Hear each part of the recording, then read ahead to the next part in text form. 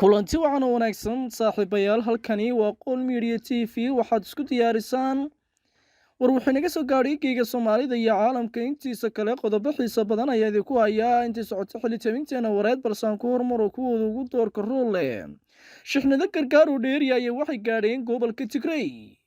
safiirkii Soomaaliya ee dalalka Australia, Belgium iyo Yugoslavia ayaa geeriyootay. qodobadaas iyo kuwo kale ayaa daawan doontaan intii socota xilitabinteena wareed. iminkii haatana waxaa isku diyaarisaan faahfaahinta qodobadaas iyo kuwo kale.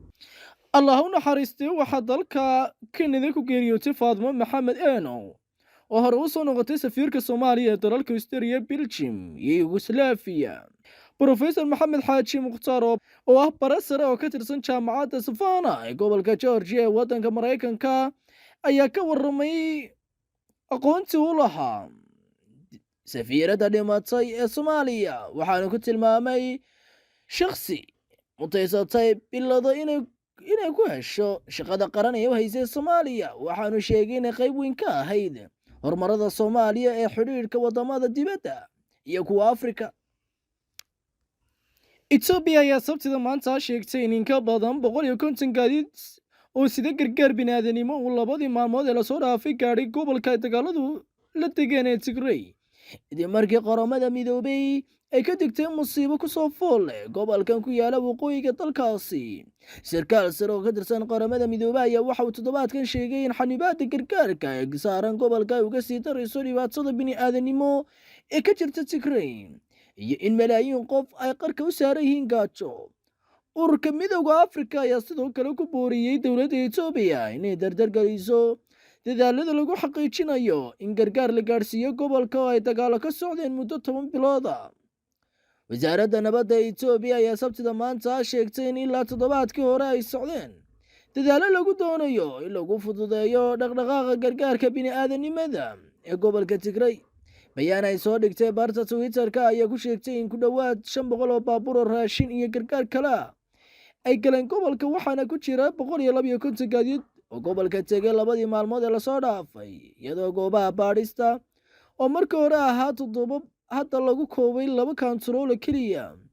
kusimaha isuduwaha arrimaha bini'aadanimada ee qaramada midoobay ee Ethiopia, Gerard Late, ayaa sheegay in qiyaastii 5.2 milyan oo qof ama 90% dadka ku nool gobolka Tigray ay si degdeg ah ugu baahan yihiin gargaar, waxaana ku jira 400,000 oo durbo wajahaya xaalado macaluul u eg.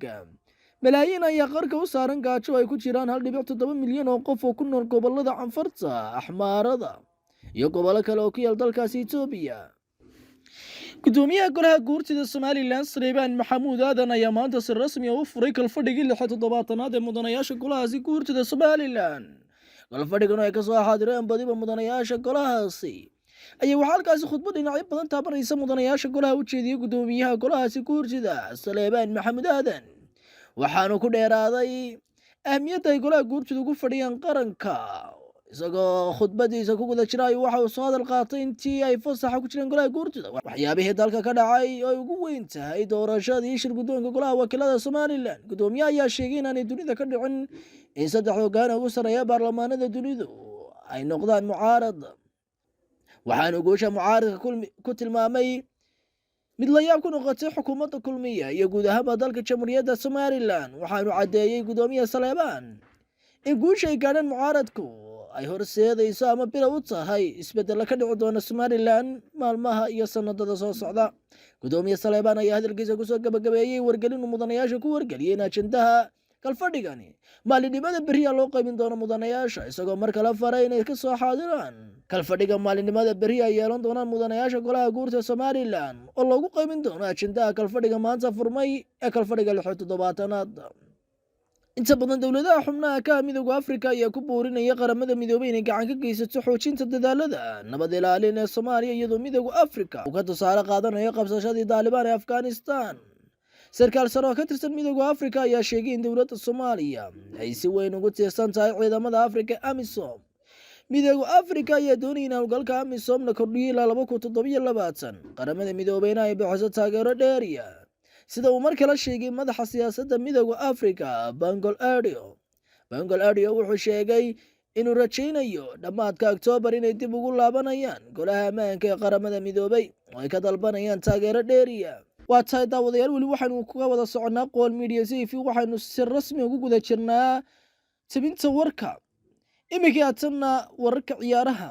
laacibka reer Portugal Cristiano Ronaldo ayaa waxa uu ka soo degay garoonka diyaaradaha ee magaalada Manchester ee waddanka Ingiriiska kadib tijaabadii caafimaadka uu ku soo maray magaalada Lisbon xilli uu ku biiray kooxda Man United qandaraas 2 sano. Ronaldo ayaa geli doona 5 cisho oo karantiila, waxaana maalinimada Arbacada ay ku eegtay waqtiga karantiilkiisa, isagoo toddobaadka soo socdana isku diyaarinaya inuu qayb weyn ka noqdo kulanka kooxda Man United ay la ciyaarayso naadiga Newcastle United. waa tahay daawadayaal, qodobkaas ayaa guniya gabagabo ahaa warka Qool Media TV. intaynu kulmayno warkan iyo wararka xiga waxaad kaga tegaynaa sidaas iyo nabadgelyo, kulanti dambe oo xiise leh.